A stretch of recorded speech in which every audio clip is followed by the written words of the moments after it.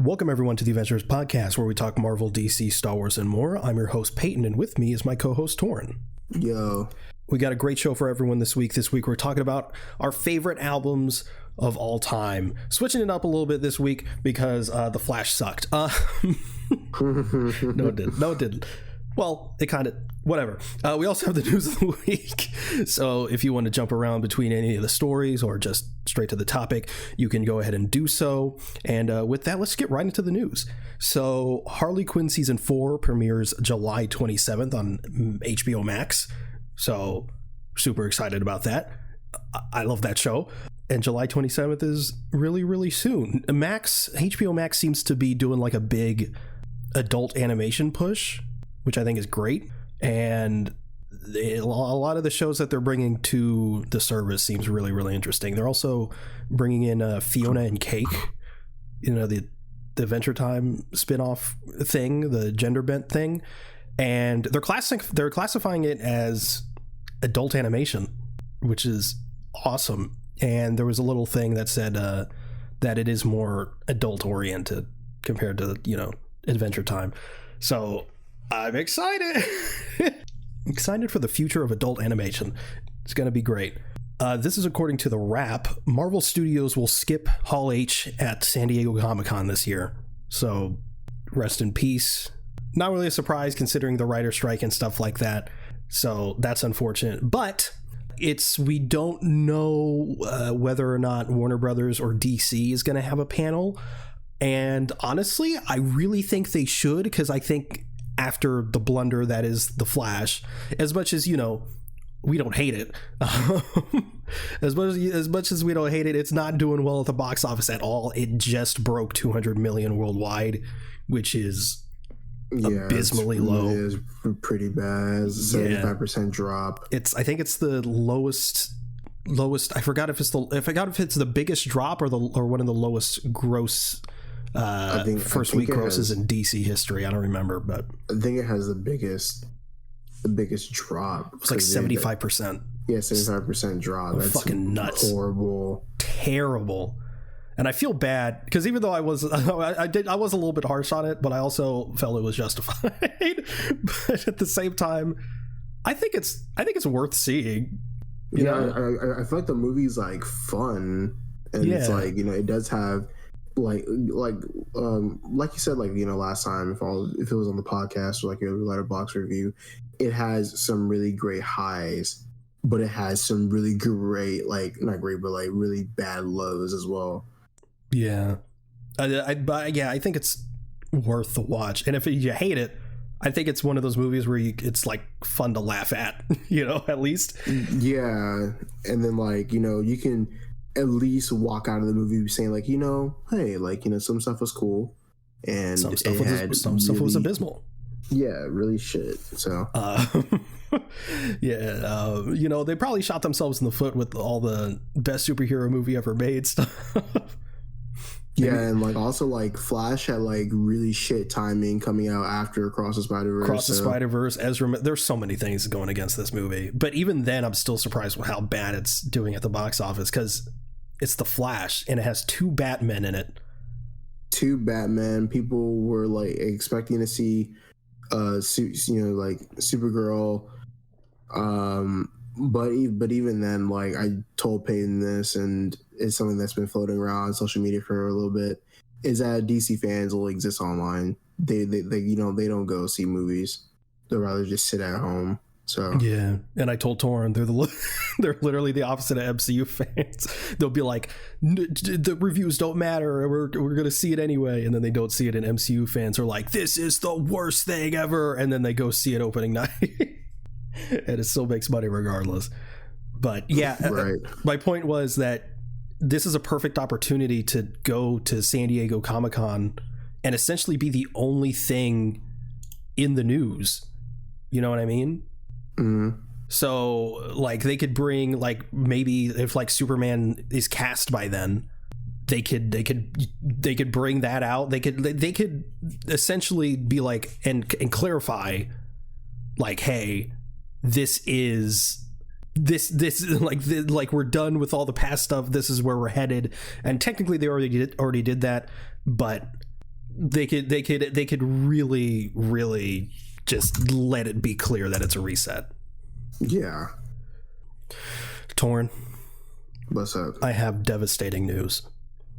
What? I have awful news, and I'm really sorry to... I apologize to bringing the mood down. I really don't mean to, but you know, we're gonna get into our favorite albums. But is it about the Batman Beyond thing? No, we knew that wasn't happening. Let's be honest. I wanted to see it too, but it is what it is. But no, I honestly, it's worse than that. What's up? Oh man, this is difficult. Okay, the El Muerto movie is no longer has a release date and has been delayed indefinitely. Oh my god, dude. And what's even worse is Bad Bunny has left the project. Oh man, dude, that's rough. It's I really wanted to see a D-tier list Spider-Man superhero movie. Like, I know, man. I really wanted to see the most basic by the numbers plot I've ever seen in a movie, with the most vague reference to Spider-Man to get fans who have no idea what's going on's hopes up. Like, and I really wanted to see Bad Bunny, and like, you know, I really like him as a celebrity. Yeah, like I really thought he could be a leading man, like he was in Bullet Train. Remember his role in Bullet Train? He was basically the star. I know, right? And now he's out and it's delayed. I was so excited for this, man. I just... This is so fucking tragic. I don't understand. And by that I mean, we won. El Muerto is done for now. It's just delayed indefinitely, and they do plan to recast. So I mean, technically it's not off the table, but I think it'll be way better if it wasn't marketed as a Spider-Man movie. If it was like, oh, El Muerto, and it was like a luchador wrestling story, I think I would like it a lot more. I guess, but then just call it fucking something else. Why does it have to be based on some shit? Right. Yeah, whatever. Okay. Good news. But then last piece of news, we have the Kraven the Animal Lover trailer. And it is painfully generic. It looks so bad, in my opinion. And I can't tell if it's memes or not, but I'm like going under the comments to the trailer, and people are like, this looks great and shit like that. And I'm like, am I missing something? Is this a joke that I'm not getting? Am I not picking up the sarcasm, or are people actually like, this looks good? I can't tell.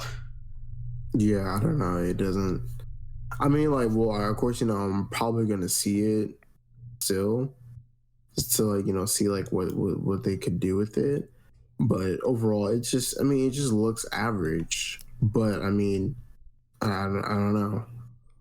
It's really all I got for it. I didn't hate the idea of Aaron Taylor Johnson as Kraven. You know, when like initially when he was cast, I sort of had the same reaction when Robert Pattinson was cast as Batman. I was like, oh, really? And then I thought about it for a second. I was like, oh, well, no, wait, that works. But in the trailer, I was not sold at all. Mm-hmm. Like, I think his voice is too high pitched. It reminded me of like when he was Quicksilver and he was like, you didn't see that coming? I'm like, this isn't working for me. I thought he was going to do like a Russian accent, you know, like Russell Crowe's doing essentially. I was like, now that sounds like Kraven. And then Aaron Taylor Johnson's just like, I love animals. Look at me. I'm Kraven the Hunter. And I'm just like, this is lame. The action looks okay, I guess. People are excited because he bit off that guy's nose and spit it at the screen. And I'm like, okay. Oh, yeah. I don't think I saw the Red Band trailer. Yeah, the Red Band trailer, it makes the movie look better, but not by much. Yeah. I mean, we'll see it. I mean, I will see it in its entirety whenever it comes out. Still haven't seen Morbius. I'll see this though, because I'm curious. Morbius isn't that bad. Okay, like, bro. No. I mean, like, no, it's bad. It's something that could have been entirely different, but like, it's not like the worst like superhero movie. Like, it's not like the like worst of the worst that I've seen. like I feel like what like redeems it by like a little bit for me is like its special effects. Because I thought you were gonna say Matt Smith. No, Matt Smith. I mean, he's just funny, but like I feel bad for Matt Smith because like he's a great actor. He's fine because no one blames him for that. Yeah, no one blames him, and like people, of course, they're just gonna give it shit because it's Sony with like a Morbius film and Jared Leto, and then, but like yeah, I think like the action's pretty fine. I love like I like what they did with like the trail, like, when the like the trail looks cool. Yeah, Sony's always pretty consistent with their VFX. Yeah, so yeah, that looks nice. Except Venom's tongue in the first movie, that still looked a little off, but that's whatever. Oh yeah, I ain't focusing on that, dude. But I am, and his toes. There's also that one scene in the fucking trailer where it's like, ooh, look at the spiders, Spider-Man. No, this is never gonna fucking happen. What are you doing if fucking the movie it's Spiders Man? I'm fucking losing my mind, bro. Hell no. I will kill myself. You like, yeah, you know, you like, you're seeing the spiders and it's like it's forming into like a man has like a mask on. Hell no. I mean, I was fine during the spider bit in The Flash, so maybe I still don't know why I'm fine with that. That really didn't affect me. I don't know. But yeah, this movie's gonna be shit. Or maybe it'll be a surprise hit. Who fucking knows, man? But it's gonna be bad. I don't trust Sony at all, man. I just can't. I can't trust Sony unless it's their animation division. But even then, they're like overworking people. I don't know anymore, bro. Can't wait for this movie to make $100 quadrillion. Jesus. I can't wait for Beyond the Spider-Verse to get delayed to 2026. Yeah, no, like one animator like came out and says like there is no way it's coming out next year. Yeah.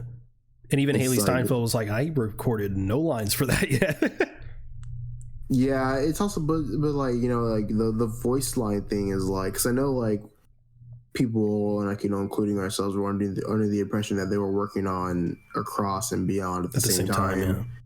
So it's like, but for Into the Spider-Verse, the cast only had 2 days of voice acting, so it's probably like, damn, really? Yeah. So like when people were like, oh, Haley Steinfeld hasn't recorded any lines, and I'm like, they probably just haven't even brought her in yet for all that, because like it doesn't take that long, like, for them to do voice acting work. I thought, well, I guess it would still be a later point in the process. But like, they usually animate to the voices. Yeah, so I'm sure like, you know, if it does get released in 2024, yeah, they're probably just going to be like, okay, yeah, let's bring y'all in, so you can have y'all like record like a bunch of like lines, and then y'all can just go. Yeah, it's unfortunate, but at the same time, they need to take their time to stick this landing. Yeah, and like, you know, like, unfortunately, yeah, unfortunately they are getting like overworked. But who isn't nowadays? Am I right? Yeah, who is like when you're a VFX artist, like, I feel like that's like something that like you have to fully comprehend. Is like, yeah, and expect. You shouldn't, but it's like, it's something that it shouldn't be the norm, but unfortunately, it's gonna happen. Yeah, they should just suck it up, honestly. I know, right? Like, you're in this business for a reason. Yeah, dude. just give us a product, bro. Just work harder. Who cares if you know, have a kid that you want to see? I don't care. Exactly. I want my superhero movies. But that's the news of the week, which means it's time to move on to our topic, which is our favorite albums of all time. Yeah. Start us off, bitch. Okay. Sorry, I didn't mean to call you a bitch. I apologize. This is in no order, bitch. But okay. Sorry. It's gonna be The Incredible True Story by Logic. Hell, what? Oh wait, sorry. You said no particular order. Yeah, this is in no order for me. Okay, mine's kind of in an order. Yeah. Okay. Of course, The Incredible True Story is like, hell yeah. It is definitely top 3 Logic albums. I was gonna put Under Pressure, but there's some songs on Under Pressure that I skip. Like what? I don't like Buried Alive. You don't like Buried Alive? I skip Never Enough. Never Enough. I don't think I listened to that one. I don't listen to that one enough. It's crazy. We just lost half the listeners. They're like, Logic. And then what else? On the Deluxe, I don't really like Driving Miss Daisy. I really wish that. But Gambino. I know. I want Gambino and Logic to create another track that isn't Driving Miss Daisy. Wow. And there's something else, like there's another. I think there's another song that I don't really listen to. No, Bounce grew on me. Say Bounce grew on me too. Let's see. I'm looking at the Deluxe right now. Because I used to like Never Enough and skip Bounce, but that flipped. Now I like Bounce and skip Never Enough. Yeah, it's just Driving Miss Daisy and like somewhat Never Enough and Buried Alive. So yeah, I'm not really. So yeah, that's why I didn't put Under Pressure. But in The Incredible True Story is like no skips, other than the skits, I guess, but no skips. It's literally no skips. Like I can like the replay value is insane for that album, and like I think it's definitely like a little bit of a nostalgia thing, but even then, like I truly feel like it's an album with Logic at its best. Absolutely, yeah, that's my number 2. There probably is nostalgia in it. It's the first Logic album I was actually like there for, like on release. And that was just a great time. Sonically, it's one of his best, easily top 3. And yeah, it's easily my favorite Logic album. I think it's the album that I would recommend if you want to like listen to like his range as a rapper, because that album, he has a lot of different styles. He's not really just doing the same thing on every single track. Although he doesn't really do that a lot anyway, but I think The Incredible True Story is one of the better examples of it. And the whole space theme is incredible, and again, sonically it's just a through line throughout. And you know, the skits or the scenes in between with, you know, the GOAT Steve Bloom, come on. It's just such a beautifully made album, and every song just hits, man. He's doing his thing. I can really tell that, like, before everybody, that, like, you know, this was a really, like, this was like a passion project, because like even with the story inside the album, there was like an actual lore developed for the album as well, which I really want. Like, I know Logic's been like venturing into like film and TV, but like The Incredible True Story as a show would probably be one of the best shows like ever. It has a really good plot. Like, well, not only that, it's kind of becoming true. Yeah. There's so like in one of the, I forgot if it was promo or if it was just a little skit he was doing for the album, but there was a little news thing, and at the bottom, you know how it like scrolls through like miscellaneous news stories. It's like meats being like lab grown and shit, which is happening, you know, more prevalently now, and Russia's in a civil war, which is literally happening right now. Yeah. It's just fucking crazy. And like, you know, like, yeah, like, you know, because part of the story is that, like, you know, Russia and China become like a superpower, and like, and like poisoning the US and shit like that. And like, you know, you have like places in like, you know, so like, such as Flint, Michigan, having like no water and shit. Just crazy. Like, yeah, it's insane. But yeah, dude, like, yeah, and then creative. The human race like leaves Earth in 2065, I think. Yeah, on a spaceship called Babel, space station called Babel. And then I forgot when the actual album takes place, because that's when they leave Earth. But then like, there's not that many left by the album, right? When the album actually takes place. Mm-hmm. I don't remember. Yeah, I think the little blurb, I think, is on the inside of my vinyl. I need to look at it. But yeah, it's so creative. It's like, the songs, like they're just like amazing.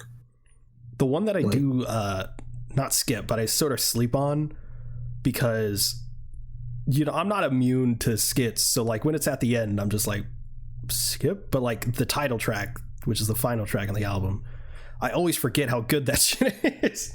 Yeah, like it's really good. Favorite song on The Incredible True Story. See, the thing is, like, for the longest time it was Intermission, which still is really, really good. Yeah. But I really do like Stainless. Yes. Stainless is really, really good. I really do like Paradise. Yes. Never Been. Bro, the way my ears reverberate and I start to float in the air when I forgot, I think it's Paradise, where it starts doom doom doom doom doom doom doom. Like that shit goes crazy. It's amazing. And then like fucking and like Upgrade is really good too. Yeah. But like I can't really complain about like any, of course, like any song on the album. City of Stars is top 5. City of Stars is really, really good. Oh man, it's just incredible. Because again, shows off his range. Like Paradise is so like low and just not a downer song, but it and then Stainless is like super quick. City of Stars is more of a singing track. I Am the Greatest is more trap. Like Young Jesus is more hype. Yeah. 90s style. Like, come on. This album's fucking amazing. It really is. It really is fucking amazing, dude. Oh, shit, I'm definitely gonna listen to it after the podcast. Hell yeah. Or any of these, really.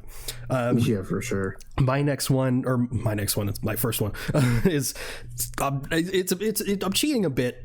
I am, because I'm combining 2 EPs into like one album. Is it Bobby Tarantino? No, those are mixtapes. Oh yeah, you're right. But like, yeah, so these are like 2 EPs by the same artist. They're sequels to each other. I can see that, Bobby Tarantino, but no. Brent 1 and Brent 2 by Jeremy Zucker and Chelsea Cutler. Okay. These are just like, not, I don't want to say feel good, because there's some like some sad shit on there, but but these are just like, there was a little bit of a phase there where I was really into like stripped back.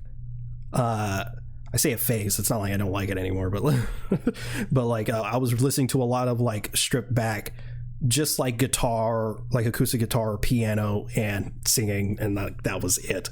And Brent 2 by both of these artists really filled that in for me, and I think all of them are really brilliant. I wish YouTube or copyright shit didn't exist so I could like play little snippets of each of these, but it would, get copyright claim, so pain. But you listen to these. I don't think you listen to all of them, but you listen to a few of these songs on these. Yeah, I think I'll listen to them. Listen to a few.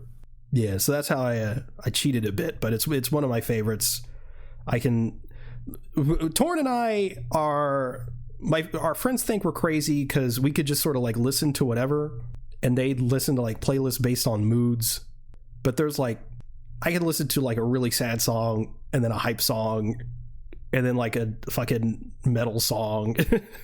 Yeah, I don't think I could really like do what they do. Like I don't think if I'm like sad, I'm gonna like listen to like a playlist of like sad music. I feel like it doesn't correlate with me, and like it doesn't really make sense, because like why would you continue to make yourself even like more sad? Yeah. So it's like whenever I listen to music, it's definitely like just like a mix of everything. But like I don't make like playlists of. I mean, I haven't made a playlist of like just everything like yet, or like at least like I mean I do, but like I haven't really updated it in like years. Whenever I like listen to music, it's generally just like anything. It's like it's like film score, or like rock, or like pop music and chill rap, R&B. Yeah, it's just all over the place. I'm listening to fucking the Doom soundtrack, and then I skip, and then it's La La Land. Yeah. So yeah, that was yours. Mine, another one is Dirt by Alice in Chains. I don't know. I've been like in a really grunge mood lately when it comes to rock. So at first I was listening to is the Smashing Pumpkins. I mean, the Smashing Pumpkins aren't grunge; they're like alternative mostly. So then I was like, I've heard some good things about Alice in Chains. I've listened to Facelift, and Facelift was pretty solid. And I listened to Dirt, and my God, like Dirt is so insane. Like Dirt, like the songs are just like they're so beautiful, yeah, they're so haunting, and that has to deal with Lane Staley's vocals and his vocal range, but also accompanied by his partner Jerry Cantrell. And of course, with Lane Staley, he had a history of drug problems, which included like cocaine, heroin, and all that stuff. And so, but the songs are just so well made because they at the time in the 90s it was you had the bassist, and then you had like the front man or the lead singer, just one guitar, and then like the drums. And like they evolved over the years, so like the lead singer is also the front man is also just like a rhythm guitarist. But Dirt just has like just some of the best like melodies, some of the best like guitar. The guitar is amazing, especially the bass as well, and just overall like the production is like some of the best like I've ever heard from like a rock album. I think my favorite songs off of Dirt are Them Bones, Junkhead, Rain When I Die. But like just overall the entire album, it just tells like a story, a tragic story of like somebody who knows that they're in a dark place, and they could change it, but they can't. They won't. They really won't change it because they're so comfortable and like being in that heavy state of like just being addicted to drugs, and that's like sad. But it's also what makes the album so great. So yeah, it is very depressing, but also like some of the like most beautiful songwriting and musical composition that I've heard from a rock album. Yeah, I don't listen to that shit because it's like old man shit. So. Oh my God, bro. No, but I haven't listened to it. I mean, I've heard Alice in Chains, but I think like you would like Rooster. Like Rooster's like really good, and it's like it has like a nice singing portion, and once the chorus hits, it fucking hits, dude. Cause man, like fucking Jerry Cantrell, dude, he's like one of the best guitarists ever. And like of course rest in peace of like Lane Staley, because he died in 2002. Like Lane Staley was like considered by many to be like one of, if not the greatest like singer of like rock, like rock or even grunge, because like his voice, like dude, like his vocal range was just it is like beyond incredible. So yeah, I definitely think you should give it a chance one day. Tell me, did this I feel like you haven't really talked about like rock like this until relatively recently. So is this a recent thing, or have you? Yeah, it's so the thing is, I was introduced to rock very young by my sister. Yeah. With Paramore, Daughtry, hell yeah, Linkin Park, The Killers, and even like a little bit of like Creed. Because I think Creed's mostly like around like YouTube. What about Nickelback? I wasn't really like listening to Nickelback like that. Yeah, I wasn't really listening to Evanescence. Evanescence, I was around when I was around listening to that with because of when I was a kid, Daredevil 2003. Yeah, Daredevil 2003 was like one of my favorite movies. So like hearing Evanescence was like crazy too. But even then, like, yeah, my sister put me on a rock very young, but like I fell out of it because, you know, like I was listening to more hip hop, and that's what I mostly grew up with. So, and you know, I've listened to, like, you know, bits and pieces of rock here and there with, like, you know, J Rock and you know, other bands like you know, from my, you know, stuff from my, you know, WWE, because, you know, I would listen or I would watch WWE as a kid, so that I was getting introduced to bands of, like, you know, Killswitch Engage, you know, Alter Bridge, like, you know, yeah, those are some of the rock bands that I was listening to as well. And then, yeah, like recently, you know, I was listening to the Smashing Pumpkins, because I don't know what even got me to listen to the Smashing Pumpkins, but I just started like listening to them, and then I started listening to Alice in Chains, and I'm like, I've become very comfortable listening to Alice in Chains. I listen to them like every day. And then I started listening to, like, you know, the bands like Helmet, like Queens of the Stone Age, and then, like, you know, Soundgarden. Soundgarden's really good too. So yeah, it's amplified recently. I would say that for sure. Yeah. I didn't have a similar trajectory, but I did sort of like fall out of it, and then I got really into it like almost 10 years ago now. and then I fell out of it again. I just didn't necessarily fall out of it, but for rock, for me, it always comes in waves. So I'm like, I'll get really into it and then I'm out, and then I get really into it and then I'm out. Yeah. Well, yeah, that's cool. Alice in Chains. Why is Alice in Chains? I don't know. Poor Alice. My next one is The Definition from John Bellion. Yes. The GOAT himself. The greatest of all time. I don't even know what to say about some of these, but yeah, The Definition is just through and through just fucking a peak, like all of John Bellion's albums are, but, you know, obviously some got to be better than others.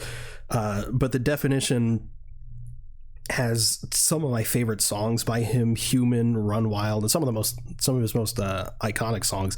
Run Wild, Jungle, An Immigrant, Ooh, Luxury is might be his like second or third most famous song.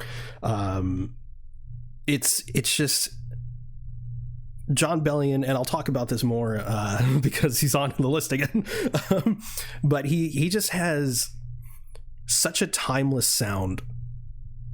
And even you can go through each of his albums, and it's clearly a very different era for each album. So like, it's like they're still pop. They're more like alternative pop-ish. And he plays with genres, but they're clearly different phases. Like his first album, technically not an album, but his first album, Translations Through Speakers, was sort of very light, and it came out in like 2011 or 2013, 2012 or 2013. I was gonna say 2013. Yeah, it might be 2013, but it's very 2012, 2013. And then he starts to get more experimental in The Separation, and then he gets even more experimental in The Definition. And I think The Definition is where he really finds his style. And I think it really shines through in The Definition. So that's why it's on the list. And it's just it's brilliant. Again, no skips. And I'll talk more in depth about John Bellion a little bit later with his style. Sure. So let's see. My next one. I know this is gonna be kind of controversial in midst of all what he's done recently. No. Oh God! But it is Graduation by Kanye West. I knew it was coming. Look, man, look. Kanye made Graduation. All right. I'm pretty sure Kendrick made Graduation. Right? Nah, man.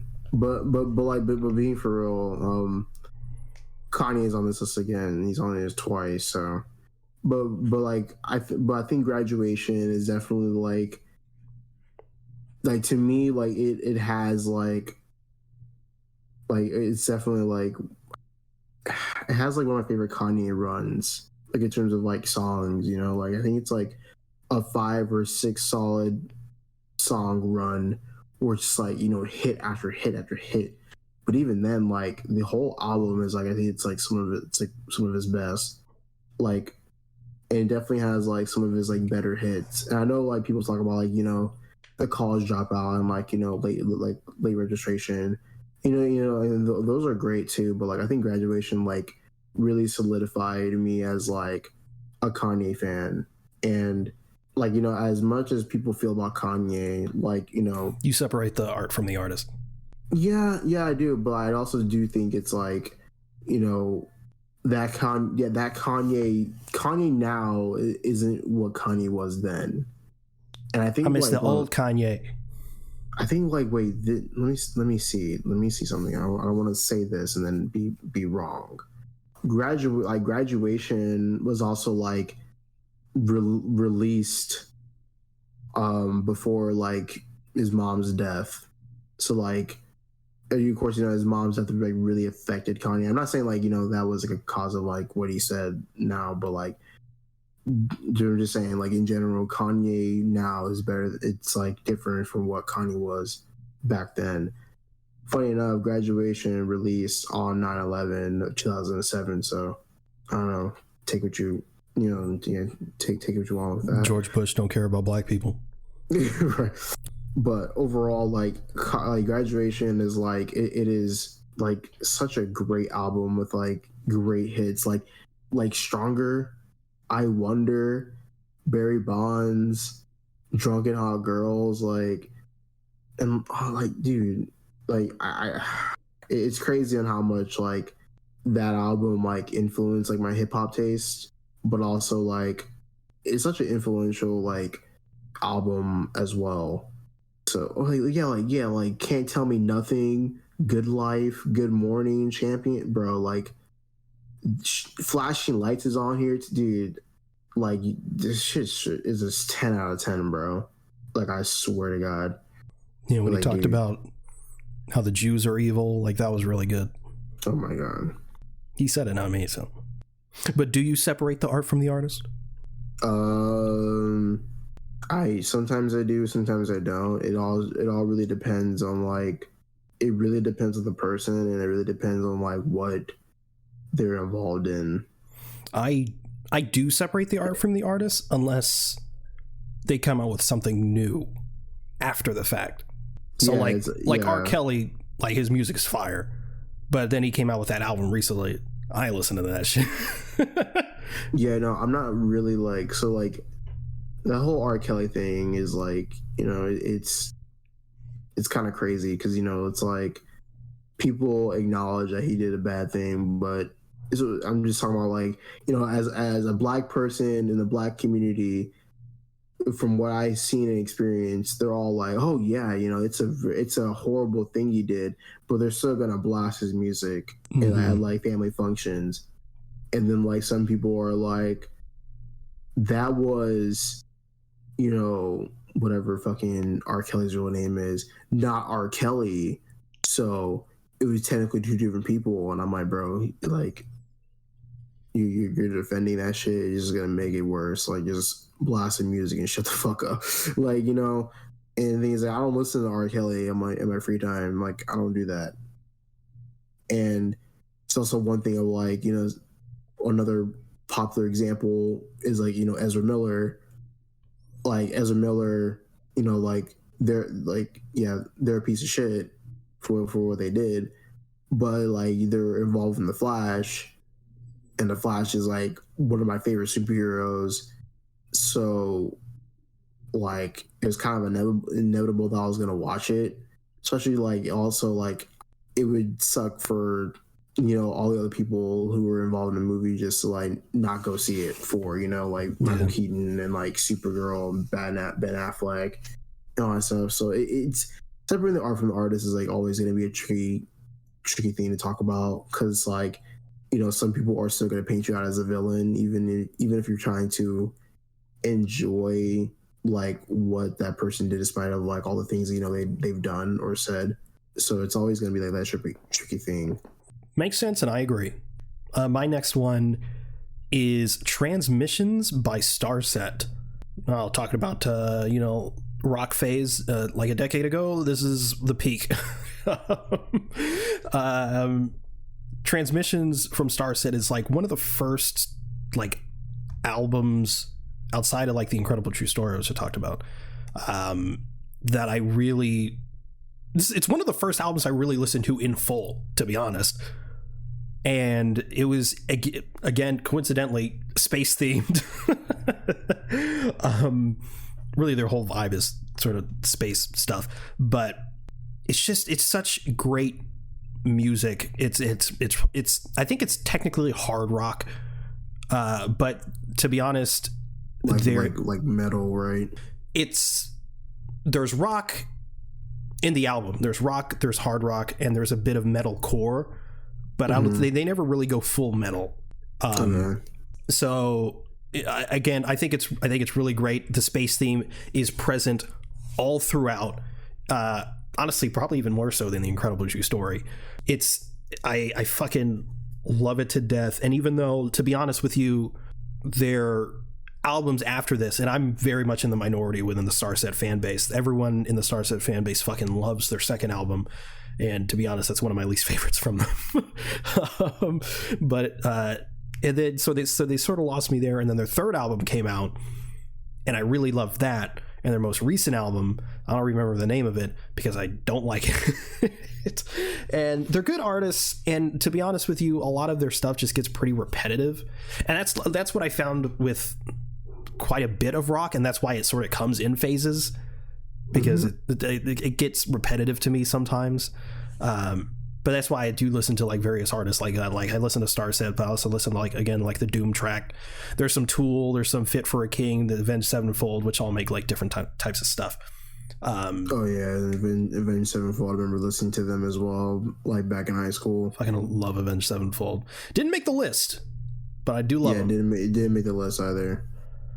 Yeah, so Transmissions is fucking great, and one of my favorite aspects of this album in particular, and to be honest, is part of the reason why I love music scores so much now, is that on the ends of a good handful of the tracks on the album, like the song like ends and then it goes into like this movie score type just part of the song. It's just like a movie score just randomly not randomly because it fits the vibe of the song, but like it's like gorgeous. I'm like, this is a fucking rock group, rock band, and then it's just this gorgeous sort of spacey themed movie score on some Hans Zimmer shit like it's Interstellar, and I'm like, god damn, it's fucking beautiful, and it's something I really wish they carried through on their other albums. There's a couple of times where they do, but it's not as much as they did on this album, and that kind of sucks. But yeah, this album, even though the my sort of rock phase, I guess, does come through in waves, this album is one that I can just listen to whenever. So it's the only rock song or rock album on the list. So cool. So my next one is, I'm just gonna get out of the way. It is another Kanye album, and it's Ye by Kanye West. Ye. But no, like, I really like this album a lot. Wasn't that relatively recent or something? It was like 2018, 2019. Okay. Yeah. Before the Nazi stuff. Yeah. But was it after it was the slave's fault stuff? I think it was after the slavery was a choice thing. Oh yeah, that's what it was. Yeah. But dude, like, fucking Kanye he just has a really bad thing of like explaining himself. But like, I don't know, man. I don't think there's any explaining that. Because I think he later on explains like what that quote meant. Basically, he was saying like, you shouldn't trap yourself like in a box, and like I don't really know the entire context of like that line. Don't dig yourself a hole. Just yeah, I'm just talking about the album. I'm just talking about maybe whatever. Don't defend Kanye. yeah, I don't know. This is what I was hearing, but yeah, let me continue on with the album. The album is very short, and it's like, the replay value is like it's like at 100 for me. So when it comes to like, Ye, like this is before like, he goes like, like entirely like I think this is like before he devotes his life to like, Christianity, and like this is the last album before he stops cursing, I believe, because I know he doesn't. I don't believe he curses on Jesus is King. Yeah, I don't think he curses anymore. I think he started again though. He doesn't curse anymore. Like in just terms of like the albums. I don't think he does it in Jesus is King, but he definitely doesn't do it in Donda. Yeah, because I remember. I remember Logic. Yeah, Logic trying to get the spotlight on his Young Sinatra Volume 1 or whatever, so he could get it on streaming services, and he had to go through Kanye because it's a Kanye sample, and he said no because he's cursing on the track. Oh my god, dude. Fucking clown behavior, bro. I don't know, but I think like the one thing I do like about Kanye, Kanye is a musical genius, and you definitely see like more of his gospel stuff shining throughout this album, and like also like just the features on this album are like really good, and they complement the songs very well. And so, I think my favorite songs on the album are Violent Crimes, Yikes, All Mine. Oh yeah, they're all like really really good, and I thought like because I liked Ye so much, I thought I was gonna like Jesus is King because like Jesus King is pretty short, and it has like 8 or 9 tracks, but like I did not really like Jesus King that much. Like it's just not. It was like gospel, right? It's like it's like gospel, but it's like yeah, it's like mostly gospel, and like like for Donda, it's like split up in half. It's like it's like half gospel songs, but it's also like half like hip hop and trap or whatever. But even then, the gospel songs are like a lot better on Donda than they are on Jesus is King. And like the most like rappy like song on Jesus King is Follow God. Like Follow God has like like a really great hip hop sample, and then he just starts coming in with the bars, but that's like the only highlight of that track for me. But on to Ye, like yeah, like everything like fits in terms of like the lyrics, the beats, and like the features are really really great, and it's definitely like my top 5 Kanye albums, just because like yeah it is short, it is very easy to listen to, but it's just like it's definitely like more of a comfort thing for me as well. Yeah, my next one is When We Fall Asleep Where Do We Go by Billie Eilish. Yeah, I forgot you're a Billie Eilish fan. Why you gotta say it like that? I'm just saying, I just forgot that you were a Billie Eilish fan. Why you gotta say it like that? I'm just saying, you are one of the very few friends that loves Billie Eilish. So I'm saying I forgot you were a Billie Eilish fan because there's not many of my friends who listen to Billie Eilish like that. That's crazy. But this album really came as a surprise to me. I got to it late. The album came out in like 2019 or something like that. And I wasn't familiar with Billie Eilish at all. Literally, I heard the doo-doo-doo-doo-doo-doo because that was a meme for a while. And, she was getting more and more popular. And I was like, who the fuck, who is this? And I'm like asking my friends, I'm like, what's, because I sometimes I do that, like when Olivia Rodrigo was popping, I'm like, who the fuck is this? It's just like, everyone's talking about her, or everyone's like playing her music and shit, or everyone's blah blah blah, and I want to know. And they were like, and they explain, it's like alt pop, and they told me specifically that Bad Guy does not really reflect her music, because that's it. It was a sort of a departure-ish for her, and that she's actually, because the doo got annoying because it was a meme and it was played all the fucking time. And I was like, okay, I'll give her a listen eventually. And I kept forgetting. And then one day I go to do the dishes. I'm like, fuck it, I'll listen to this album while I'm doing the dishes. And that shit's fucking gas. I was like, where did this come from? Holy shit. I'm like, every song I'm just like, god damn, this is going crazy. The production from her brother Phineas is immaculate. Her singing is obviously gorgeous, and I think each song brings its own flavor and its own vibe and its own style that I think, this again for me is like, just there's no skips for me on this album. There really isn't, except the intro, but that's not a song, it's an intro. It has a great outro. It's sort of like plays the album in reverse sort of thing. One of my favorite songs is I Love You and I Wish You Were Gay. It was like more because of like the title. I'm like, what the fuck is this? But the song's actually really good. It's really cool. And yeah, Bash is a damn good artist. Her other albums are alright too, I guess. Dope. My next one is Cozy Tapes Volume 2 by ASAP Mob.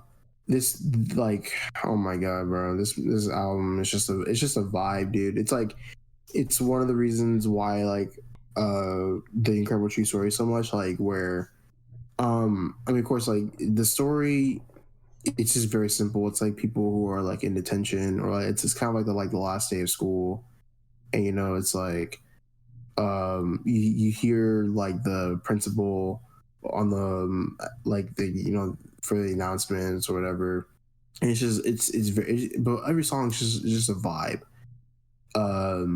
Like I know like some of my favorite songs is like Perry Avenue, or Perry Ave with Jaden Smith. Jay Smith is like, it's he goes hard on that track. What else is another favorite on that? Please Shut Up, Blowing Minds with Chief Keef. But also like I think this is also just like overall the album is like very consistent, and the replay value is also at 100 for me. Like even like with with the skits, but I feel like no song like ever really gets like dull. Everyone has like pretty solid verses. I don't think like whenever I listen to the album, I'm just like, man, that's just a fire. I mean, or like that track wasn't like that good, or like I don't like that verse or whatever. Like I really do think it's like super consistent, like from beginning to end, and yeah, it's like it's really good. And ASAP Mob, is that like ASAP Rocky? It's like yeah, it's like ASAP Rocky, ASAP Nast, ASAP 12E, ASAP Ferg, like all some of the people that they, because I know like they there's also like a newer person that they signed. It was like Smokey Margella on the album. Yeah, it's like literally like all the ASAP people onto like the song, and like they also they had one before that, which is like Cozy Tapes Volume 1 Friends, which like that's really good, but I think Volume 2 just like hits the nail around the head for me. Well, it sounds like I'd hate it. I mean, maybe. Nah, I'm just being extreme. The production is, I think it's pretty solid. I think I'll just continue to be a hater. It's always the best to be a hater. That's what I've learned. Right. To just go on Twitter and just shit on things. I'm a hater before I am human. Words to live by. My next one is Glory Sound Prep by John Bellion. Oh, yeah. Yeah. This is his most recent album, which is turning 5 years old this year. I've been paid 5 years. This last album was 5 years ago. Okay. But this album it took me a while to really fully digest it. And it's like, I liked it initially, but I was like, I liked it, but it's not as good as his other albums or whatever. But it took me a while to really understand what it's doing musically, because Jon Bellion as such, especially now, has such layered production. Like, there's so much going on that, because like when the album came out, a majority of the criticism was like, it's just like a bunch of sounds, like it's trying to do too much. And I just completely disagree now. I didn't really agree back then either, but like I really, really, really appreciate what this album is doing sonically. I think it's absolutely brilliant, which has not the best, but one of the best outros I've ever heard on the album, Moz Joint with Quincy Jones. Oh yeah, that's incredible. Yeah. So yeah, it's like a song like written for his mom, because his mom is like taking care of his grandmother who like has like Alzheimer's and shit. It's sad. And then it goes into this like fucking orchestra, fucking horns and shit, and it's sort of like a celebration of life. It's fucking beautiful, man. Mm-hmm. But then he got like, and then he got complete opposite end of the spectrum, Adult Swim. Yeah, Adult Swim goes crazy, insane. And like with Chris Sabat, bro. Oh my god, that was insane. Like, Jon Bellion is one of the best rappers who's not a rapper. For sure. Like he was going crazy on that track. And then probably the most popular song on this album is Stupid Deep. Yeah, Stupid Deep. I think my favorite song off the album is The Internet. Really? It's The Internet. Either that or Couples Retreat. Really? Yeah. Those are probably the two more experimental ones. Yeah, because The Internet, like it's super catchy. Like, it's super catchy, and like it also like the message like comes through like loud and clear. Yeah. And with Couples Retreat, like I really do like the production on that one as well, and also the chorus is like really good. I love Cautionary Tales. Cautionary Tales is pretty good too. Yeah. I think my favorite's Adult Swim, but a close second would be Blue. Yeah, Adult Swim is like top 3 for me. Yeah, that shit's just, Blue's just pretty. In conversations with my wife, I remember it came out, people said it was repetitive, and there was like I Feel It, he released that single, and I was like, this is repetitive, but then it was sort of the same as this album. It just kept growing on me, and now I listen to it all the time. Yeah, it's just something about his production and his writing and his singing. Like, I swear, like because he's a writer, producer, singer, etc. And every time he like does a song and gives it to another artist, but for whatever reason, like the demo leaks or something, it's always better. It's like, it's not mixed and mastered, so it's not like the production's better, but like his singing is just something about his voice, man. It's just better. Yeah. But yeah, Glory Sound Prep is definitely it's up there. It does. Let's see. My next one. I forgot I put a third one on here, but another Kanye. I'm just kidding. I'm gonna have to go with Playboi Carti's self-titled album. I thought you were gonna say Whole Lot of Red. I got scared for a second. No. It's not Whole Lot of Red. Whole Lot of Red does not compare to Whole Lot of Red's ass. Self-titled. Yeah. Oh yeah. It is a lot of meh. That shit was so funny to me when it came out. It was so fucking funny. I know, like it's like funny because like the album was like severely hated on, and like of course, you know, people, you know how people are, you know, they're trolls, and they'll be like, oh yeah, this album's mid, and it's like, bro, like it literally just came out, like what are you talking about? And so like for the past like from like December 2020 to like, you know, 2021, like, you know, a few months into 2021, people were hating on that album like heavily, and then like people like had the fattest switch up ever, and they're like, yeah, like a whole lot of Red's a masterpiece, but also like it became like a meme for that reason. Yeah. But like Playboi Carti, like in himself, like has like probably the worst security I've seen when it comes to like a rapper, because like all of his shit gets leaked. So like this album was like stupidly long as hell, but like all the shit that like you heard was like from like years ago. But Self-Titled by Playboi Carti, it's another album it's just a vibe all the way through. Like, you know, I think it's like Playboi Carti at its best, along with like Die Lit. But yeah, I feel like just like the songs are like, you know, they're very chill. The production is pretty solid. Playboi Carti is actually coherent. You can actually hear what he's saying. In like, you know, in regards to like, you know, like a whole lot of red or whatever. But yeah, like it's definitely my favorite Carti album, and it's, like I said, it's Carti at its best. Cool. I wish I could relate to some of these. No, I know. Yeah, I feel you. Unfortunately, I can't, because I don't listen to that hip hop. I don't listen to urban music. Oh my god. Yeah, I don't listen to that mumble rap. I don't. I listen to real rappers like NF. NF. I mean, NF is like, I don't know. He's fine.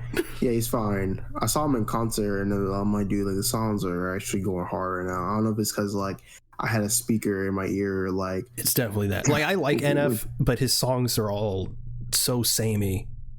Yeah, they're very, very repetitive. Yeah, if you hear one NF song, you've heard them all pretty much.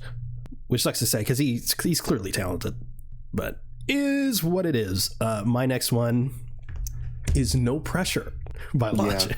Yeah. Had to put it on here, man. Had to put it on here. Which is something I didn't think would happen. Like, I was really, because No Pressure is Logic's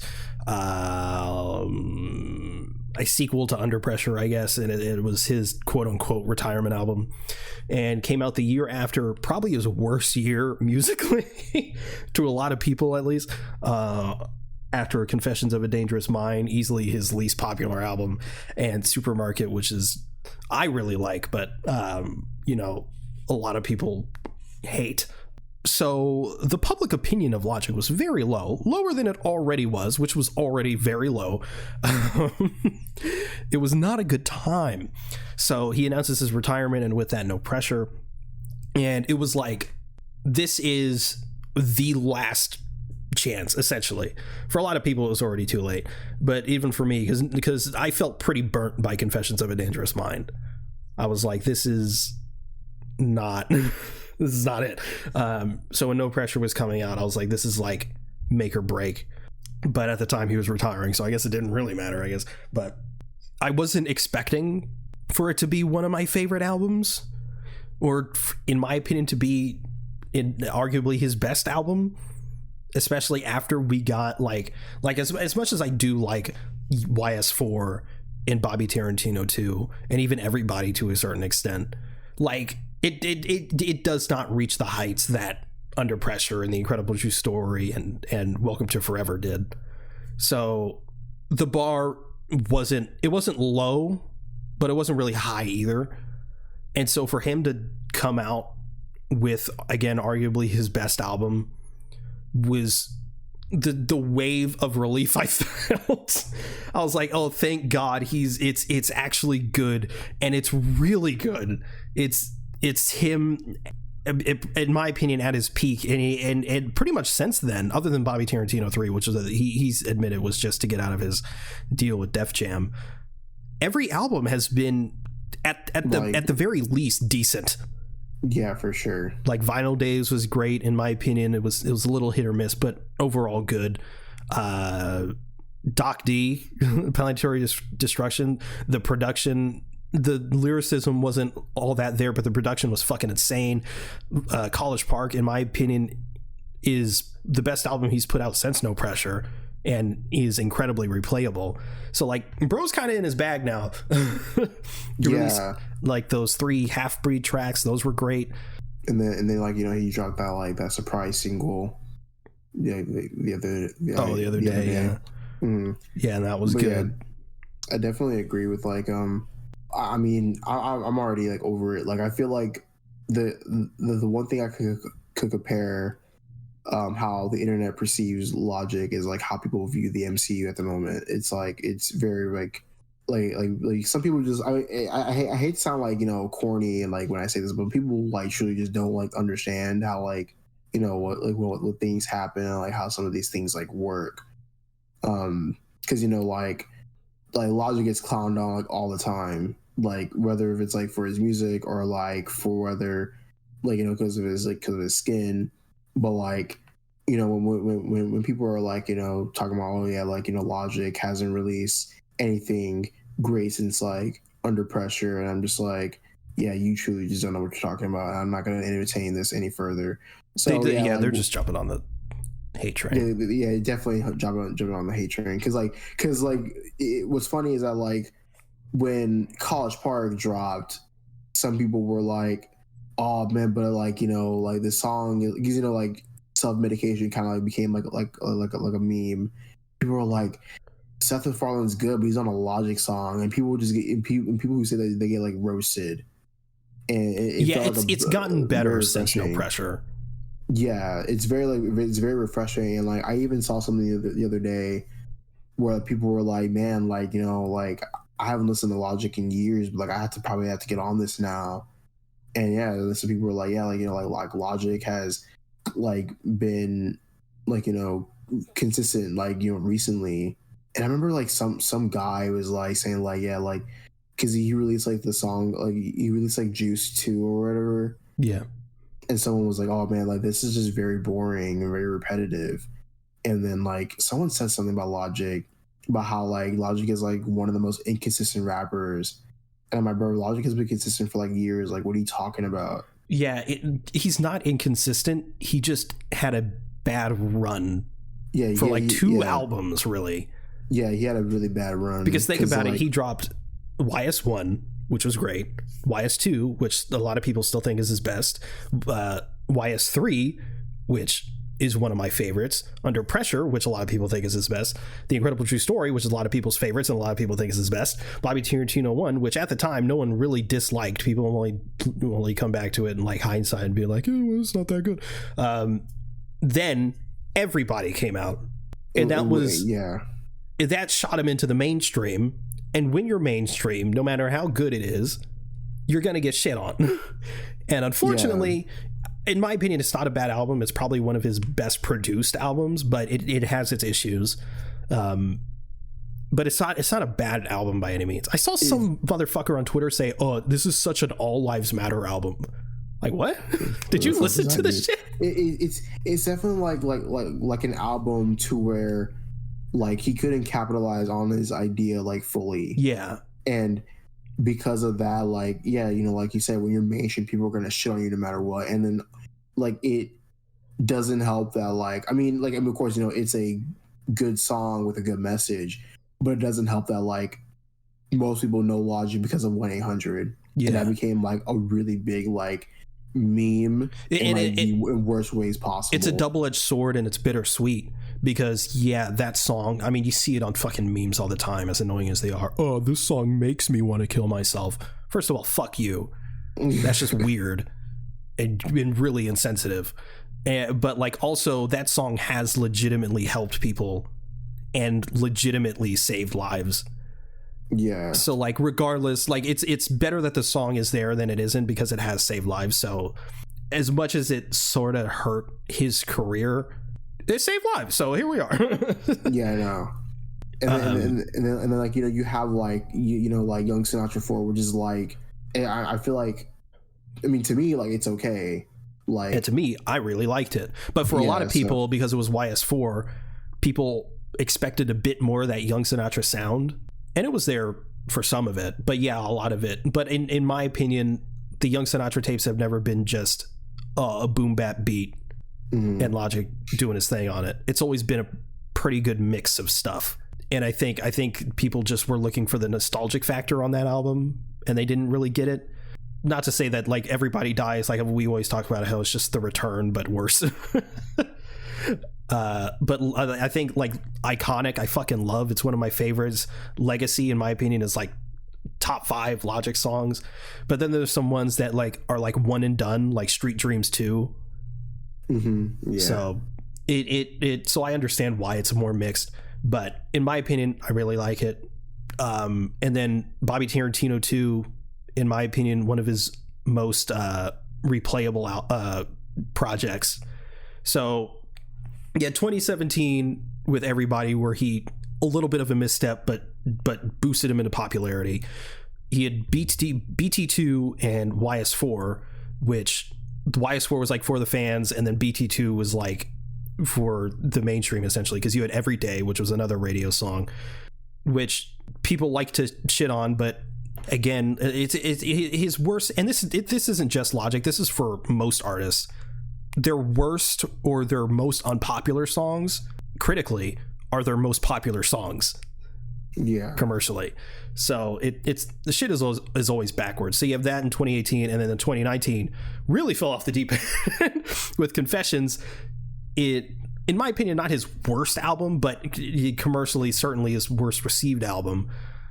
Yeah, and like also like it was another idea he couldn't fully capitalize on, which like he's explained in like interviews where like he couldn't get samples cleared, so he had to like, you know, part of the reason why he retired. Yeah, you know, he couldn't get all that shit cleared, so he had to like rewrite like, you know, some of the songs. And it just, I mean, like some songs are like, you know, they're okay, but overall the project is just not that good. Yeah, and I saw some people like over exaggerate. It's like when people say like Love and Thunder is like the worst superhero movie of all time. I see people saying Confessions is like the worst album of the decade. Calm down. Like, yeah. If you think that's the worst album of the decade, you need to listen to more music. Or maybe you're lucky that you think that's the worst album of the decade, that you haven't heard worse than that. But so like 2019 there's Confessions, and then there's the Supermarket, which was just different for him, and just whatever. And then the comeback of the fucking century in 2020 with No Pressure, because yeah, like people like to say he's inconsistent, but he had an incredible string of albums, and then you had pretty good, bad, and then really good, and then good after that. So he just had like an era. He's never really been inconsistent. Yeah, and then like in like Logic has like said himself like, yeah, like he just wanted to try something new, because like he wasn't trying to like make, you know, the next Incredible True Story like over and over. And it's like, you know, because like, you know, he's not hungry anymore. Like, you know, he doesn't really have to try his best. Yeah, but you know, like that just comes like, you know, with you as like a rapper. Like people are always gonna want like the same thing over and over, and like, you know, I'm glad that like Logic wanted to change his sound on his own terms.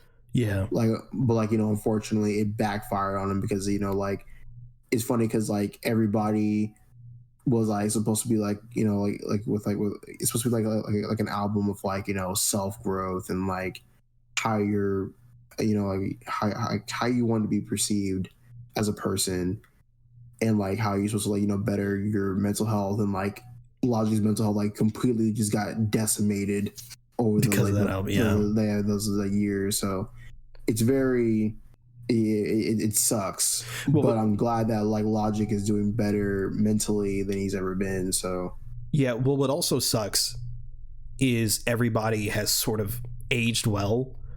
Yeah, it really has. In a bad way, because the stuff he's talking about there politically, like, is more relevant in the past like 2 years than it was back in 2017. Mm-hmm. So that sucks, because at the time people were like, "Man, this is really preachy," and now it's just like, "Damn, this it hits a little different." Or maybe people hate it because he took shots at Kanye. I'll say what Kanye won't. Wake the fuck up and give people what they want. Man, it's all love, but the youth is confused. Your music is 2020, but then political views, it's blurred. Yeah. Like, I think he was doing his thing on that album. And like, really my only issue with that album is, like you said, like the concept wasn't fully realized. And also he was talking on some tracks with, that annoys the shit out of me. Can't believe he wasted the Take It Back beat like that. Shit's wild. Yeah. But Anyway, to get back to No Pressure, that was a tangent. No Pressure was fucking incredible. Like, the only skip, quote unquote, is the last track, which is, again, is one of those things where it's not even a real track. So does it count? Probably not. But it feels, because it was his quote unquote retirement album, it has such a triumphant feel to it. And it was so brilliantly done, because it's obviously a sequel to Under Pressure, but it's also like Under Pressure was the beginning and No Pressure is the end, and it really feels like that, and it comes across like you feel and you hear those tones, those notes of Under Pressure, but it's still very much modern Logic, and he's doing his thing. Yeah, I do feel like you hear that like on of course, Soul Food too, but I think like with that triumphant and like that triumphant modern Logic comes through is like Amen. Because like you have like the beautiful like piano going through, and it's like it's basically just like I've made it in a way, and then like he says like salutations at the end, and it's just like the long ass track on like Obediently Yours. But yeah, I definitely hear that. I never really, I'm glad that you actually described No Pressure as being like triumphant, because like I do feel like I always like, just of course like everyone else, I consider No Pressure to be like a return to form of in like a way for Logic, but yeah, like just the replay value in No Pressure is insane, and like just some of the bars on like fucking No Pressure are like fucking insane. I think like the shit on like Soul Food 2 and GP4. Yeah, Open Mic. Really, really good. Open Mic and Aquarius 3. I still love the backstory of like Aquarius 3, or like the like coincidence of Aquarius 3 with him with the track and his son. Yeah, that's so cool to me. One of my favorites is Dad Bod. Dad Bod is really good, and I think Five Hooks is like a standout to me. Yeah, Five Hooks is so good. It's absolutely incredible. I'm like God before Lucifer fell. I raised hell. Like, dude, that man's hand was molten lava that day right now, bro. Like, it's like he doesn't have anything to prove, but he had something to prove. Exactly. It's like I know like Logic always has been like, I don't give a fuck what people think, and then he always continues to prove them wrong in some way. Yeah, and like more recently, he's been more truly clear than he ever really has been, because like you said, he's always been like, I don't give a fuck what people say, but more recently he's like, because I like, ever since he had his kid, he's like, all I give a shit is like if my kid is good. He's like, so now I really don't give a shit what people say, but admittedly, and he's actually like said it, like there's always something there that like that there's that one comment that I'm like, God damn it. Right. So like he's been a lot more transparent and truly truthful, because a lot of his fan base is even like, we know you give a shit what people say. Even like Eminem, like, we clearly give a shit. But it's like A to Z is like a great concept that he did differently that people called corny. Heard Him Say is such a beautiful track too. The No Pressure intro, like, he didn't have to go so hard on an intro. Like, what was he doing? I also like love how, like, before No Pressure release, you had the No Pressure like for the freestyle, and I love how like all of those lines were like into one song but also scattered out throughout the songs on the album. That shit is fucking crazy. Yeah, that was great. Dude really fucking did that. Like, I think like Logic like got diagnosed with arthritis after writing No Pressure, because dude, that man's hands were fucking burning. Literally. That shit was insane. Produce the tracks for the underground like Harriet. Dude, like, god damn. Oh man. But like, yeah. And part of the problem people have with Logic, and it's so fucking unfounded, it's like the whole biracial thing. Yeah, I remember. I need to find that guy again. That guy needs to do like an updated track thing. But like, I remember back then when people were like, yeah, all Logic talks about is him being biracial, and like someone took like all of his like songs in his discography and like analyzed every line, and he said that like yeah, like he's only said that like 6% out of like 100 of his songs. Yeah, he doesn't talk about it that often, and when he does, it's always either super quick or the whole song is dedicated to it, which a lot of people would have issue with, but it's such a small part of his discography. And people always point to interviews, but in the interviews he's always getting asked about it. He's not just being like, hey, by the way, I'm biracial. It's always like, so you're a biracial rapper? And he's like, well, yes, I am. My dad's black, my mom's white. It's always he's always being asked about it. And at this point, like with all the memes and shit, like I just saw one on TikTok with like 200,000 likes, and he's like, he has like an N-word card. He was like Logic using this for the 100 millionth time to prove his 0.2% blackness, or whatever the fuck. But it's like at this point, people talk about him being biracial more than he does. Exactly. It's like this. It's like, it's not even a cycle. It's just like this thing that the internet keeps talking about. So like it perpetuates this thing that's not even real. Mm-hmm. And then there's the thing going around that he's not even half black. He's only a quarter black, just because his dad is kind of light skinned, which must mean that his dad's mixed, which means Logic can't be half black. Yeah, people are like trying to be like these biology majors, and like it proves that like they never even took it, or like they just failed tremendously at biology and like shit. Like people do not know how genes work. Yeah, or people saying it's just an excuse to say the N-word, and it's like he went 90% of his career actively not saying it, only in context, and now he doesn't care, and he's just saying it because he can, and people get so pissy about it. Yeah, for sure. It's just insane. He's just as black as Drake. He's just as black as J. Cole, legitimately. Yeah. And he's even acknowledged it. Like, he knows he's white passing. He knows he has privileges that other black people don't have, but that doesn't make him not black. And I saw some people like, oh yeah, like well, Logic just gives the vibes that he didn't like what was it? He didn't grow up like cultured or whatever. And it's like people are just like purposefully ignorant at that point. If you don't know about like Logic's upbringing. And then there's like sites like Rap TV and like World Star that are like trying to like do like gotcha journalism. It's like Logic won't give his dad money, despite, and luckily those people are, because again, it has been getting better. Like those people are like getting ratioed. Like his dad was like terrible towards him and shit like that. And so yeah, it's better, but it's still fucking annoying. Yeah, but it is what it is, I guess. This turned into the Logic show. Yeah, it really did. It's just frustrating because, like, last thing, because more people listen to Logic than people like to let on. He's in the top 500 most streamed on Spotify. Like he's over a lot of people, a lot of what are considered mainstream artists, yet he's more streamed than them. He has like, I think it was like the 8th most streamed rap album of 2023 so far. Like, these aren't small numbers. People listen to him. They just don't like to admit they listen to him because they think they'll get clowned on, because Logic gets clowned on.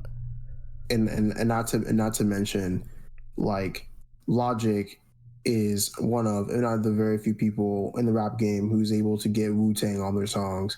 He got the entirety of Wu-Tang on one track. He's very respected in the community with like rappers. Yep. Like, so, like, people can say like all they want, but like he does have like people's respect. So yeah, which he's said like that's really all that matters. Like Eminem fucks with him. He's like, so I'm good. Yeah. Do I really need like validation from people on the internet when Eminem fucks with me? When J. Cole fucks with me? When the entirety of Wu-Tang fucks with me? When one of the members of Wu-Tang said in an interview that Logic is an honorary member of the Wu-Tang Clan? Do you really need validation at that point? I think you're good. But yeah. So what's your next one? My next one is What Could Possibly Go Wrong by Dominic Fike. Okay. I think Dominic Fike is definitely like like recently, well, yeah, like ever since he released that album, he's became one of my favorite artists. I think this also was one of the like best, or I don't want to say best, but like, I would say it's like, I'm trying to figure out how to say this. It was like a perfectly timed album, like for me, because you know it came out during the pandemic. I think it was. I remember when you tried to put me onto him. Yeah, I mean, because like in like a way, like I feel like you would like him because I do like him. He's good. Yeah. Because like it's kind of like a John Bellion situation. I mean, because even though like his discography isn't that huge, but like it's like one of the things where it's like, you know, he hasn't really made like a tremendously bad song, but yeah, you know, like because it came out 2020, and like it was so good because like, you know, I feel like the album has insane replay value, but I love like, you know, his voice. And the production is really good, and like it really flows like, you know, with what he's trying to do, and like with Dominic Fike, you know, he's like, you know, he's like alternative like rap and stuff like that. So it has shown on his other project, which is called Don't Forget Me Demos in 2018, but like I think it's just it gets amplified in this one a lot more. You know, there's like some like, you know, slower sad tracks, and then you have like the you know, the moments of like hip hop, and then you have like the you know the poppy, you know, songs. You know, some of my favorite songs are Double Negative. That's like really good. It's like really like, I think that's like summer in its entirety or something like that. Like it really brings out like summer vibes. Cancel Me is really good. That's like one of his like hits. Vampire was a hit for sure. Politics and Violence, you know, yeah, that's really good. And recently, I mean, he was in Across the Spider-Verse. He had a song in Across the Spider-Verse, so that was really good. Can't wait for his album for sure. But yeah, Dominic Fike is like one of my favorite artists. Super light skin. Yeah. Okay. Yeah, he's had his fair share of people not believing he's black as well.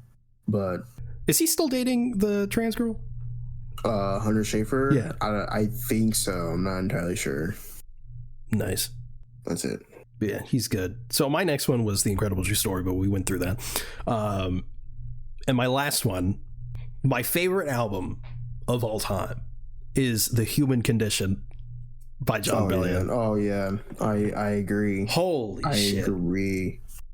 I think this is like the epitome of like John Bellion, like as an artist.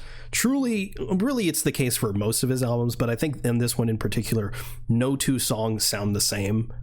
Every song is just a different style, a different vibe. He's just doing something different.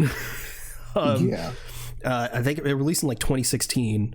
And I think it's just such a brilliant, it's sort of like The Incredible True Story in that way, where it's like it's such a great showcase of what he can do as an artist.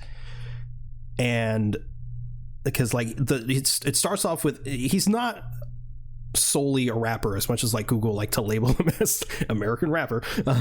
He starts off the album with sort of a rap style song, and then he goes into 80s films with it's like in like a sort of alternative 80s ballad, which is insane. And then he goes into All Time Low, which is probably his most mainstream song, and then New York Soul Part 2, which is again a rap song, and then Fashion, which is just such a like super like alternative, like speaking on the fashion, not really the fashion world, but like sort of like the fashion world. Fucking Might Be Gold, but that shit's still a chain. Come on. Like that shit goes crazy. And then Maybe I Don't Know, which is again more poppy. Woke the Fuck Up, which is again a bit more mainstream. Overwhelming, which is such a feel good song. It's so good. Weight of the World, which is like to go from Overwhelming to Weight of the World, like that song, the production is so good because like something about, I can't even pinpoint what it is, but it sounds like there's a weight on the song. I don't know how else to describe it, but it's like it's so fucking good. Black Keys does this thing on that shit. Fucking a hand of God, bro. I'm getting there. The Good in Me, which is like the Good in Me. It's so good. Morning in America, which is I think is the only song in the album that's not solely written by John Bellion. Overwhelming is really good. Yeah. Morning in America, he's talking about it. It's very Morning in America is very concept driven. I, Robot is another like sad one, but again, it's one of those things where it's like it's sad, but I can still listen to it. That's just still it's so good. Guillotine, in my opinion, is the song I start most people off on. If I'm gonna recommend him, I'm like, listen to Guillotine, because it's not his most mainstream. It's more alternative, but there's like level of funk. The fucking bass line in Guillotine is insane.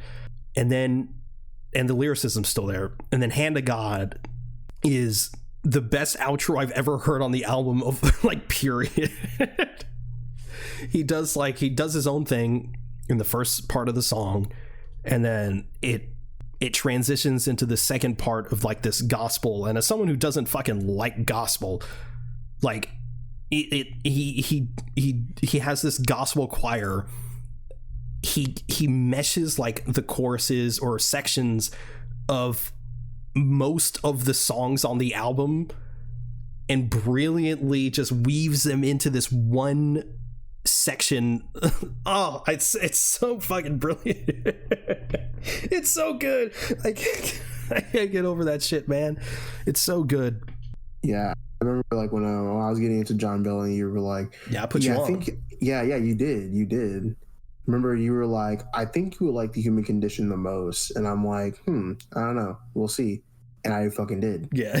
Because you know, like just like you said, like, you know, like there's every song on the album just sounds completely different, and they're all having their own sounds and for also like to the public, you know, publicly, like, yeah, this album was like it boosted him like more into like, you know, like the public eye a little bit more, because, you know, whenever I hear people talk about John Bellion, like, which is like kind of like rare, yeah, it's always like, oh yeah, my favorite album is The Human Condition, or it's like, yeah, like I started listening to John Bellion like around like The Human Condition. So it's like, despite it being his it's like his first album out of two, technically. Yeah, first album, yeah. So it's just, it's like, yeah, it's crazy, but yeah, like, yeah, John Bellion's too fucking good, bro. As much as he likes to say it in whichever fucking song it was, I never want to be famous, stop calling me underrated. I think it was I'm still pushing the same shit. I'm trying to, is that Adult Swim? Yeah, it is Adult Swim. So. Yeah, it is Adult Swim. He's underrated. Like he just is, man. And like I completely respect the fact that he never wants to be famous, because I wouldn't want to be famous fucking either. He's still underrated, man. I try to put as much people as I can onto this man, because he's such a brilliant artist. He is like not the sole producer, but one of the main producers, and like he has such a great style. And it's like, once you know his style, you fucking can hear it anywhere in, like, because again, like I said before, he's a writer, producer, singer, songwriter. He's produced for people like Jason Derulo, written for Rihanna, fucking Justin Bieber, Maroon 5. Yeah, dude. Halsey, Selena Gomez, Miley Cyrus. And that's just off the top of my head. Obviously executive produced and wrote the Jonas Brothers' most recent album. And it's so, once you know his style, it's so fucking clear that it's a John Bellion song. And like, there's those like 2 songs on Justin Bieber's album where it just sounds like he's doing a John Bellion impression. Yeah, I think the like most prominent song you can hear that on is like Holy. Yeah, Holy, like, and there's another one that I can't remember the name of because I'm not trying to listen to Justin Bieber, but yeah, and it's like, why listen to Justin Bieber's Holy when I can listen to the demo version that John Bellion does? Right. I mean, yeah, you're right. Oh, is that it for you? Basically. Okay. It's like gushing about John Bellion. The best artist of this generation. I don't give a fuck. For sure. He doesn't have a bad song. John Billion is carrying the rap game, even though he's not a rapper. Postpartum depression, not of the like. Oh, why release the shit, man? Release it. That's such a good fucking verse. What are you doing, John? And it's like, in Glory Sound Prep, it's like, it's basically, I feel like it's basically a goodbye album, because like on I think it's Conversations with My Wife, he's just like, fuck, what does he say? Right, they'll say that I fell off, but it's all right. I'm so ready to run from the spotlight. So like essentially like, yeah, this is my last album because like I'm not releasing any music. They'll say that I fell off, but I'm ready to run from the spotlight anyway, so it's fine. So it's like, I'm like, I get it, I understand. And he said in a recent interview that he's like, he doesn't have plans to release any fucking solo music. But he also said like, he's like, never say never. It's like, John, please, like, imagine a solo rap album from him. Yeah, I need that expeditiously. It's ridiculous. Anyway, you can go on. Yeah, this is my last one too. It is shit, I can't speak. I was about to stutter. It's a Siamese Dream by the Smashing Pumpkins. Oh my god, like, it's crazy on how like the Smashing Pumpkins are like, they're just such a great band, dude. And like, it's kind of like this one thing of like, it kind of reminds me of like the, like, you know, the Logic thing. You know how Logic has, like, you know, a line of great project. Yeah, because you know, like, Logic has this line of like, you know, really great projects, and then like, you know, they have like kind of like an era, and then like, you know, they have like some like, you know, like, I guess like some like other projects. That's kind of the case with the Smashing Pumpkins. So you have like, you know, you have Gish, which is, you know, of course, you know, their first album, and it's really solid. Then you have Siamese Dream, which in my opinion is their best album. They had Melancholy and the Infinite Sadness, which people say is like, which people think that it's their peak. It's their like, it's like their magnum opus. Which I like Melancholy, but I think it's a little bit too long for me. So like, I can understand why people think it's great. Adore can kind of like everybody, but like, I feel like it like aged really, really well.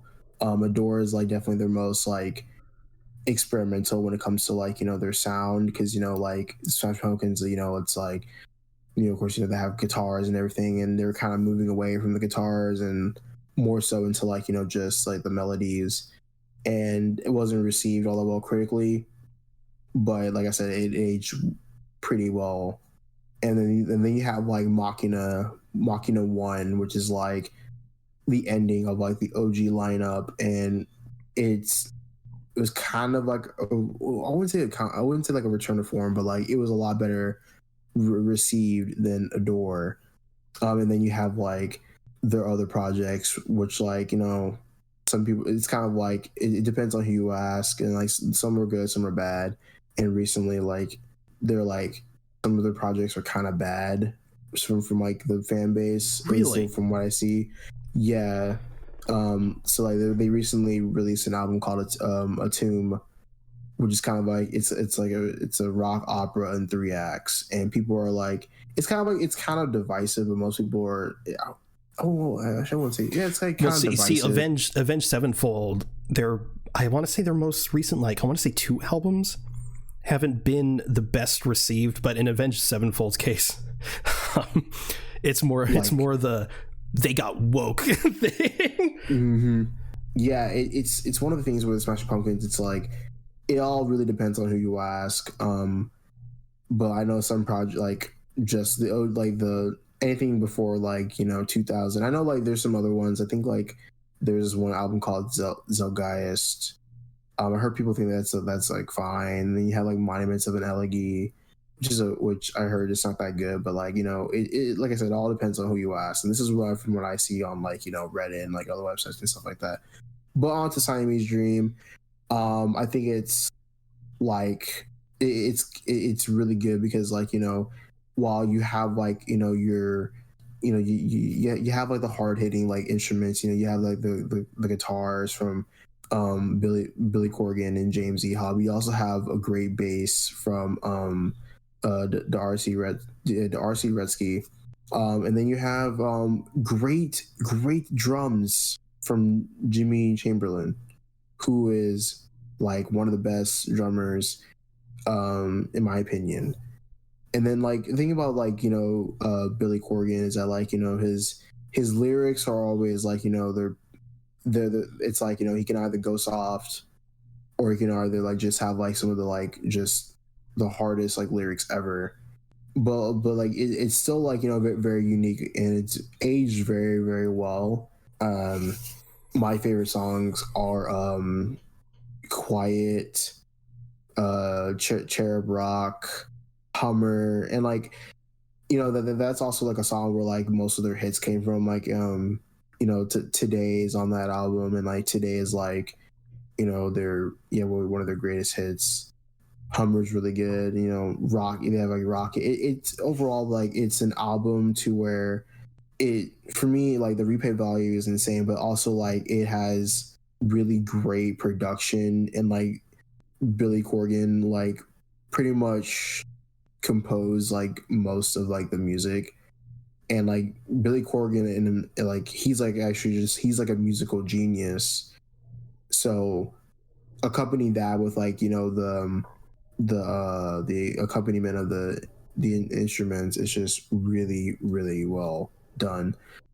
But yeah, I don't know, man. I can't really. I still like listen to Siamese Dream every once in a while, but it is definitely like one of my favorite. I would say probably like at the moment my top 3 favorite rock albums for sure.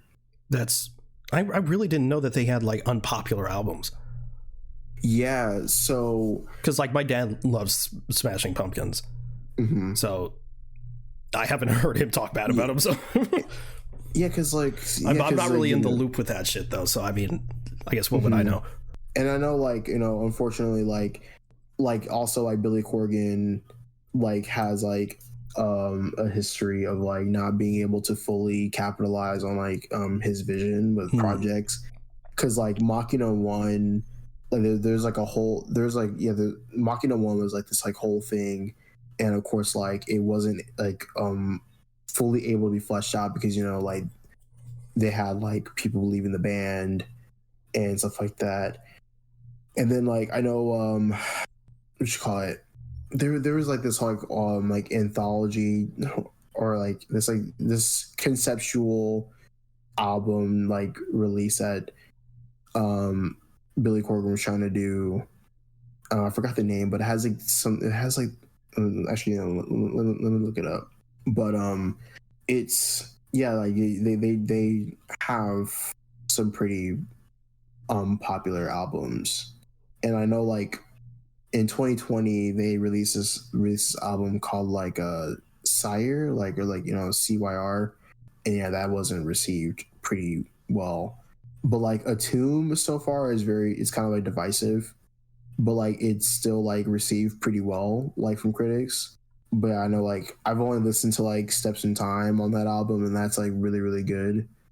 But yeah, like they do have like some but A Tomb is like A Tomb is like I mean I can only really call it divisive in my eyes. Yeah, like, so it's not like completely like, because you saying it's like Sire is like not well received, but A Tomb is more mixed. Yeah, it's definitely more mixed.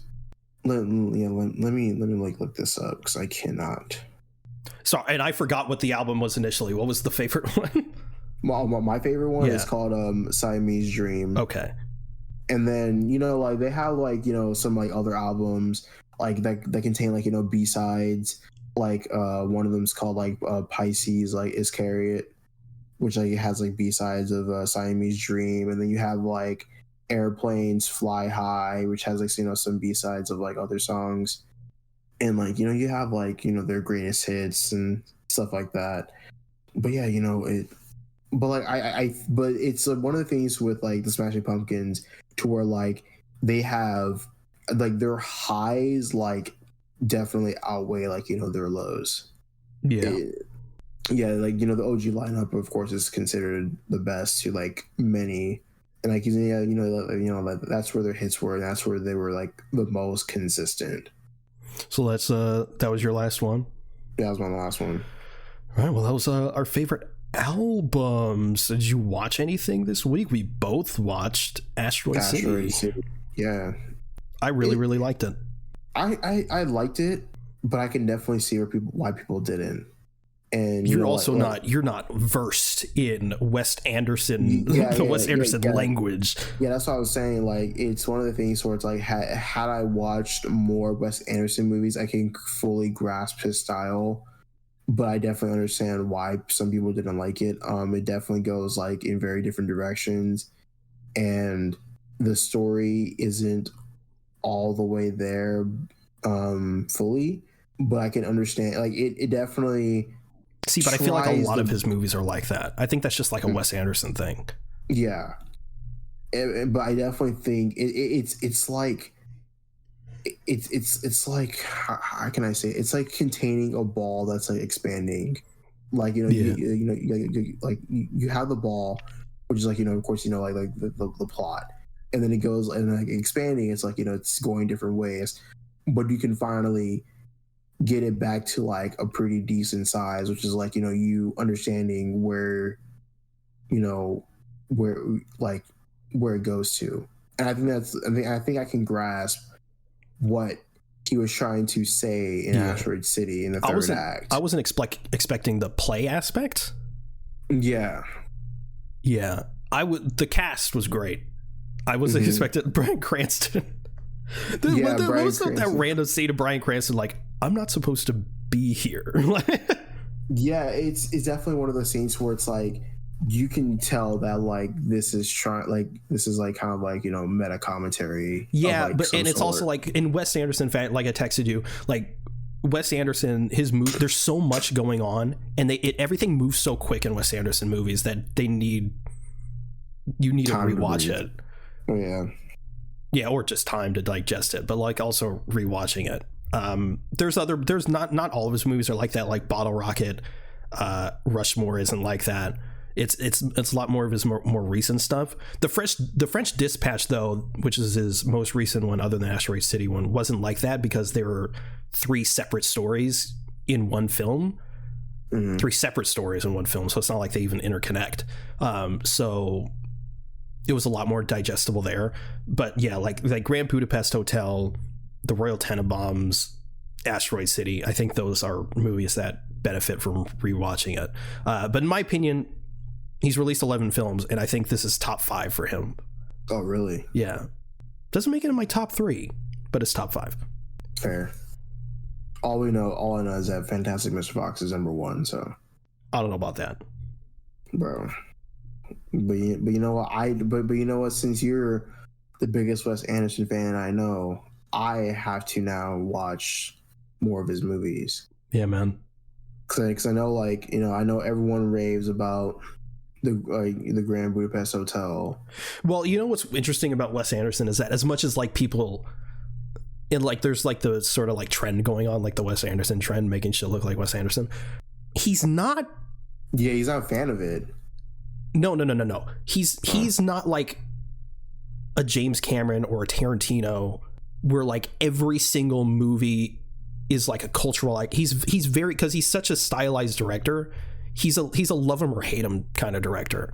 Yeah. Not because you'll never, like, other than like Fantastic Mr. Fox, and it because it's animation and stop motion, so it's more accessible. His live action stuff, with the exception of like Grand Budapest Hotel, is a lot more love it or hate it, because it's very stylized, and his storytelling is always like weird. So, but yeah, I think you should definitely get on some Wes Anderson shit. Yeah, I was talking to a friend today, and he said that like his favorite is, of course, his favorites are Fantastic Mr. Fox, The Grand Budapest Hotel, and Moonrise Kingdom. And he says that like he thinks that Moonrise Kingdom is pretty underrated. Yeah, and you always find that too with like Wes Anderson's like people's like lists. They're all over the place. You'll never, there's not like a standard like, oh, this is such like a cold take like list, other than Grand Budapest Hotel and Fantastic Mr. Fox being like the top ones. Everything else is like it could be anywhere on the list, because like you said, like Moonrise Kingdom for him was like top 3 or whatever. For me, that's last. Oh, okay. I thought you liked it, but you really like. Well, I do. Like I like it enough. But yeah, like Rushmore for me is top 3. Yeah, but I've seen other people put that last. So it's always interesting for his films. Okay, hopefully whenever I have the courage to finally turn on my TV and go to HBO Max or whatever. Oh, it's Max now. Just or any streaming service, I will watch a Wes Anderson movie. Because I know Fantastic Mr. Fox, and I think Isle of Dogs are on Disney Plus. Yeah. So, side note, because we're talking about music, have you heard "Attention" by Doja Cat? Nah, I don't like listen to Doja Cat. Neither do I. She was going crazy on her. Oh yeah, isn't the one where she's like? That's the one she's like rapping. Yeah, she's like, walking down the street. Yeah, trying to be like him. Yeah. I was like, where the fuck was this? She was going crazy. Anyway, she was getting clowned on it for Twitter. On Twitter, some people were like, "Arms weak, mom spaghetti" as a song. Bruh. It's wild how lyricism is just like, because all the lyrical miracle spirit for me, because like I clowned on mumble rap for the longest time, admittedly, but like at this point, open up your ears, bro. At this point, it's like because the thing that carries that in my opinion is production, and it's like when people are critical of it, it's like, oh well, you can't even hear what they're saying, or there's no substance to it. People are like, well, it sounds good, and it's like, okay, well, fair enough. If it sounds good, then it sounds good. You're going to listen to it. Then I fucking get it. Personally, I want something more. But at the same time, people are like, ooh, like if people like, people just rap fast, but they're not saying anything. It's like, but I like that. It sounds good. It's the same shit. It's just different things. It's like, oh, well, they're not saying anything. Like, oh, they're just mumbling. It's like, okay, well, it sounds good. Oh, well, they're just rapping fast, but they're not saying anything. Okay, well, it sounds good. So it's like it's the same shit. If you think it sounds good, it's fucking music. It's subjective. Who gives a fuck? Like it's whatever. But is that the show? That is a show. All right. Well, thank you for everyone for listening to Avengenerds Podcast. If you want to follow us, we're at Avengenerds on Twitter. That's AVENGE Nerds. All one word. It's the fucking title of the show. Just at that. If you want to follow either one of us, you can reach me at @it's_on Twitter. Where can they reach you? Torn Guy on Instagram. Awesome. We also have a Discord if you'd like to join the conversation there. This will be linked in the show notes. You can also check out our link tree for any additional link you may be interested in. You can also review the show on Apple Podcasts. If you leave 5 stars in the review, it would really help us out. Thank you again for listening to Avengenerds Podcast. We'll see you next week. Later.